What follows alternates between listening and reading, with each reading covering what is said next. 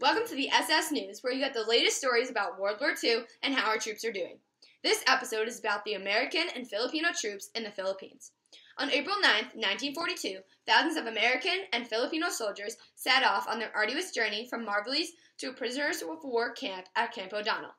The Imperial Japanese Army of around 70,000 soldiers compelled the prisoners to march for 60 miles. They were broken up into various groups, and it took about 7 days to reach their destination. Our soldiers were treated far from adequately. Some men were injured, others killed. However, our powerful and built army can withstand any obstacle thrown in their way. After the attack at Pearl Harbor, in addition to the Battle of Bataan, our soldiers won't back out of a fight. In the end, the soldiers will then be transported to the Japanese prisoners of war camp, where they will be looked after until they are released, if they make it that far. In closing, the Bataan March has proved to us that our soldiers are well fit to fight and will do everything in their power to help the United States in the war. The ruthless Japanese are developing new ways to take down our country and are killing our men, but we are putting up a fight.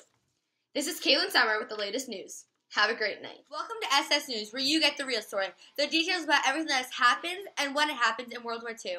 On this episode, we will be going to one of the most gruesome events in history, the Bataan Death March. To begin, this event had a very dreadful effect on the 12,000 U.S. and the 64,000 Filipino soldiers. It should make you feel horrified as what is to come. This event consists of many deaths and nerve-wracking moments. The men went through so many stressful moments that made them feel horrid. They were treated in so many ways that no man ever deserves to be treated. They were murdered on the spot. If they did not follow the simplest rule, they were beheaded in front of all their friends and maybe even family. They were ran over by trucks, beaten to death, bayoneted, and even shot at. They were not treated fairly at all. This was a heart-wrenching moment for all of them. None of them knew who would come out alive. The troops were usually starved. However, if they were lucky, they were given rancid rice once a day. In addition to the 60-mile journey in the blistering sun, the soldiers weren't given any water or protection from the heat. All in all, our soldiers were deprived of the simple necessities. As you can see, the Bataan Death March was a march to the death. During an interview with the Japanese soldier, he believed that this walk was a vengeful way to get back the Americans and Filipinos, just to rouse them to come back. And this war is taking a toll on the United States.